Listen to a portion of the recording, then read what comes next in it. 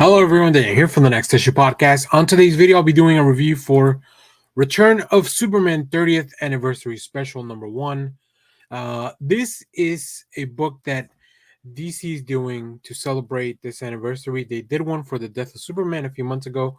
Obviously, right after that, we had the return of Superman. We also had all these Supermen showing up, and that's what this book is bringing you. So let's take a look at the creative teams behind these stories. But first, let me give you a quick synopsis. Superman returns after the tragic events of more than 30 years ago when Superman met his end at the hands of Doomsday. Metropolis mourned the loss of their greatest hero and soon turned their attention to the search for the successor.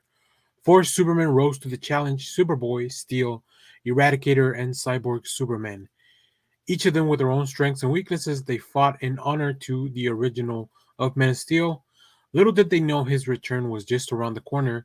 To celebrate the reign of the Superman and the return of Superman, DC has brought back the original creative teams for new stories set in the wake of Superman's death. It all begins with the Daily Planet's new editor-in-chief, Lois Lane, discovering Perry White's journals from the time and the secrets he kept as he searched for what could be the next Superman.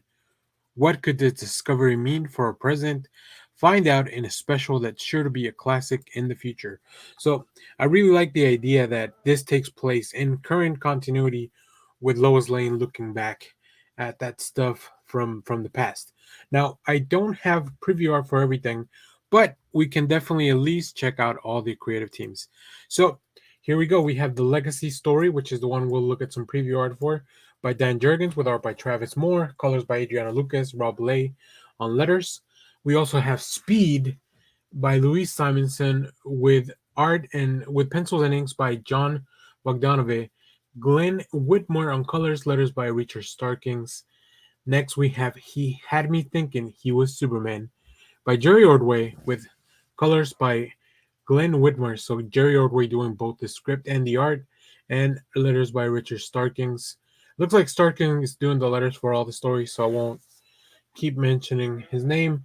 The Metropolis Kid, Carl Kessel, on the script, Tom Grummett on pencils, Doug Hazelwood on inks, and Glenn Whitmore on colors.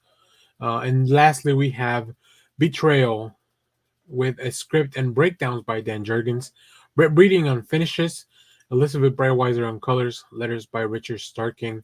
We also have some pinups throughout the issue, which are really cool.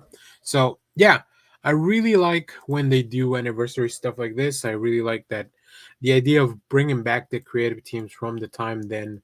It almost gives you a feeling of they maybe had a couple of stories left in them.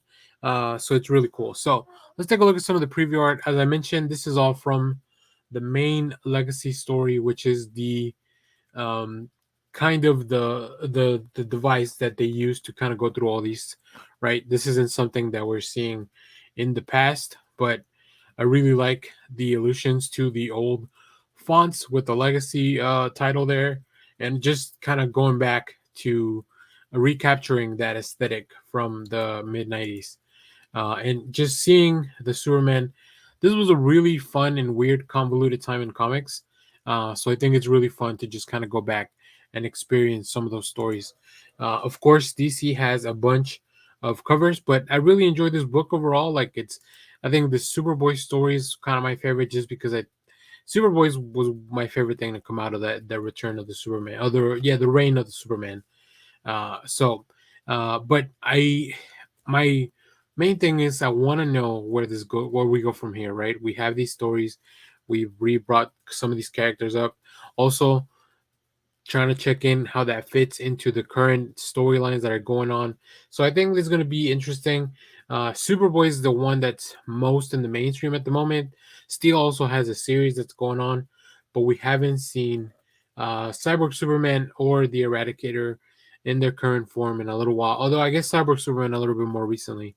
So yeah, I also think the Eradicator, cool as glasses. So they really knew how to design cool characters that would stick around for a long time back then. So yeah, really cool stuff. As I mentioned, very variant covers. Of course, DC loves putting out these anniversary covers.